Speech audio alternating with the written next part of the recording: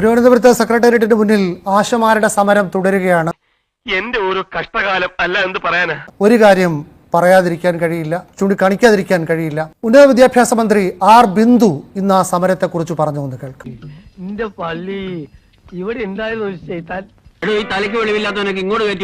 കേന്ദ്രമന്ത്രി അവരുടെ സമരപ്പന്തലിൽ സന്ദർശിച്ചപ്പോ മണിമുറ്റത്താവണിപ്പന്തൽ എന്നാണല്ലോ അവർ പാടിയത്. അങ്ങനെയാണല്ലേ?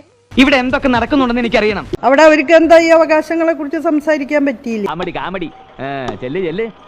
സർക്കാർ എന്തിനാണോ ശമ്പളം നിങ്ങളൊക്കെ തീറ്റിപ്പോറ്റുന്നത്? അതെനിക്ക് മനസ്സിലായില്ല സാറേ. കേന്ദ്ര ഗവൺമെന്റിന്റെ പദ്ധതിയിൽ അണിനിരക്കുന്ന അവർക്ക് കേന്ദ്ര ഗവൺമെന്റിനോട് പറയാനൊന്നുമില്ല.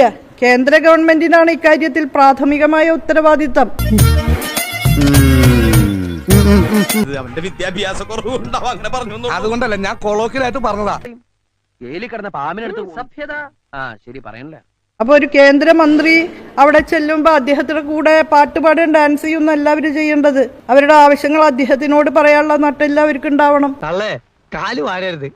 എന്നെ കൊലക്ക് കൊടുക്കാനല്ലേ നിങ്ങളെ പരിപാടി?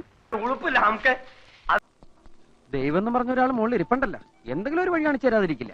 ഒരു കാര്യം പറയാതിരിക്കാൻ കഴിയില്ല, ചൂണ്ടിക്കാണിക്കാതിരിക്കാൻ കഴിയില്ല. വളരെ സാധാരണക്കാരായ 300 രൂപ പോലും ദിവസക്കൂലി ഇല്ലാത്ത ആശമാർക്ക് നട്ടെല്ലുണ്ടോ എന്ന് അധികാരത്തിന്റെ എല്ലാ സൗകര്യങ്ങളും ആസ്വദിച്ചുകൊണ്ട് ഈ മന്ത്രി വെല്ലുവിളിക്കുകയാണ്. അങ്ങനെ സംസ്കാരമില്ലാതെ പെരുമാറാൻ കുട്ടിയാരെ പഠിപ്പിച്ചത്? ചെയ്ത കുറ്റത്തിന് ശിക്ഷ കിട്ടിയേ പറ്റൂ. അവനെ പേപ്പട്ടി അടിക്കും. അവരോട് മറ്റൊരു ചോദ്യം കൂടി മാധ്യമപ്രവർത്തകർ ചോദിച്ചു. ഇന്ന് കാലിക്കറ്റ് സർവകലാശാലയിൽ ഗവർണർ സവർക്കറെ കുറിച്ച് നടത്തിയ പരാമർശങ്ങളിലുള്ള അവരുടെ അഭിപ്രായം, അതിനവർ നൽകിയ മറുപടി കൊടുക്കാൻ. ആ തെണ്ടി ചെറുക്കൻ നുണ പറയാനും തെറി വിളിക്കാനും മാത്രമേ വായ തുറക്കാറുള്ളൂ എന്ന് എനിക്കറിയില്ലേ?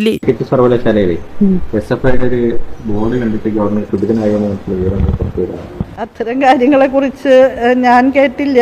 അത്തരം കാര്യങ്ങളെ കുറിച്ചൊന്നും ഇപ്പൊ പ്രതികരിക്കുന്നില്ല. തൊലിക്ക് നല്ല കട്ടിയാണല്ലേ?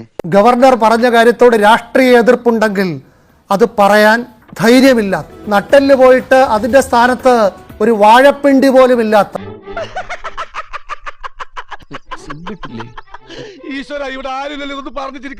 നട്ടെല്ല് പോയിട്ട് അതിന്റെ സ്ഥാനത്ത് ഒരു വാഴപ്പിണ്ടി പോലും ഇല്ലാത്ത നമ്മുടെ ഉന്നത വിദ്യാഭ്യാസ മന്ത്രിയാണ് പാവപ്പെട്ട ആശമാരുടെ നട്ടെല്ലിന്റെ അളവെടുക്കുന്നത്.